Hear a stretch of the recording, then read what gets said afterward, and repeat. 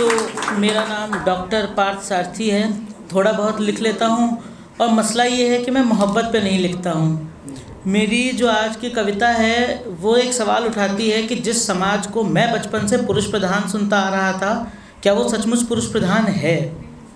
तो आओ यारों, तुम सबको एक कहानी सुनाता हूँ। इस पुरुष प्रधान समाज में पुरुष का हाल बताता हूँ। द्रौपदी का युग बीता, अब शूर्पणखा का काल है, और इस काल में कर्ण और लक्ष्मण बेबस और लाचार हैं। हो गए हैं युग विवश, शस्त्र उठा सकते नहीं हैं, चीर हरण तो दूर रहा, कवच कुंडल बचा सकते नहीं। सारी दुनिया कान्हा पर ही प्रश्न अब उठाती है, क्योंकि गोपियां कान्हा की ही नीयत गलत बताती हैं, नीयत गलत बताती हैं। आँखों से भले थम जाए पर मन से रुलाया जाता है, मर्द रोते थोड़ी हैं ये कहकर पुरुषों का हर दर्द भुलाया जाता है। त्रेता युग में जिस लाखन ने नाक कान भी काटे थे, त्रेता युग में जिस लाखन ने नाक कान भी काटे थे, आज शूर्पणखा पर चिल्ला दे तो हैवान बताया जाता है।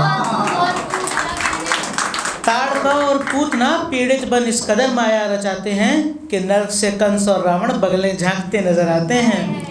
महिलाओं को सशक्त कर कानून का अस्त्र थमाया जाता है, पर पुरुषों के घावों को केवल पौरुष का अंगवस्त्र ओढ़ाया जाता है।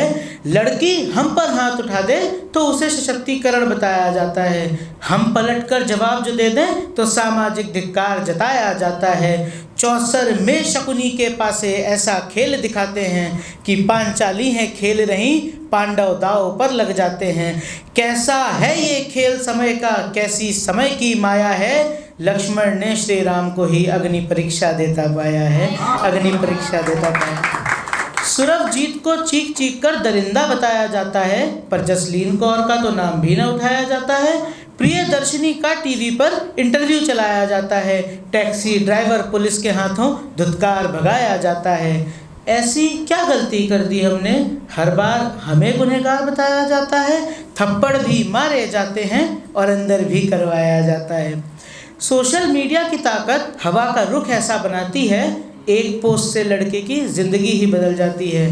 लड़कों के चरित्र पे एक शिकायत लाल कलम यूँ चलाती है कि गलती ना होने पे भी लड़कियों से मत उलझो, ये तो खुद माँ सिखाती है। नारीवाद की सोच को इस कदर मन में बिठाया जाता है कि लड़कों से ही लड़कों का पक्ष झुठलाया जाता है।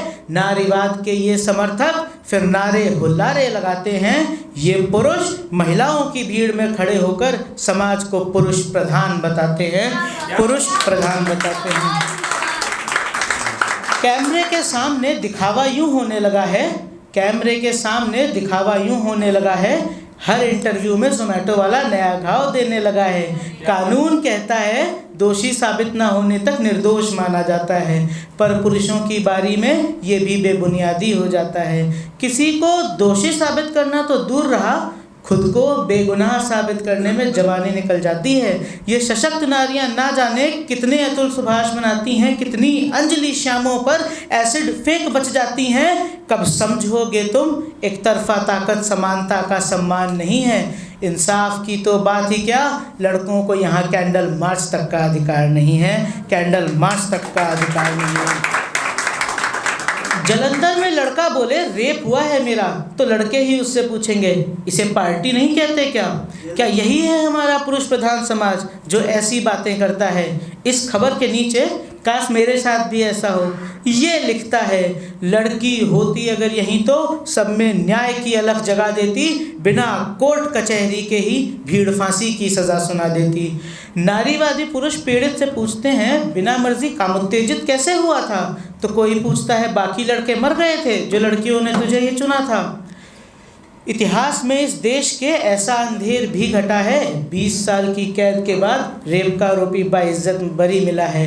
बहिष्कार और तिरस्कार के इतने सालों के बदले न्यायपालिका से केवल एक बेल मिल जाती है। आरोपी की रातें तो जेल में बीतती हैं और आरोप लगाने वाली की धूमधाम से शादी हो जाती है।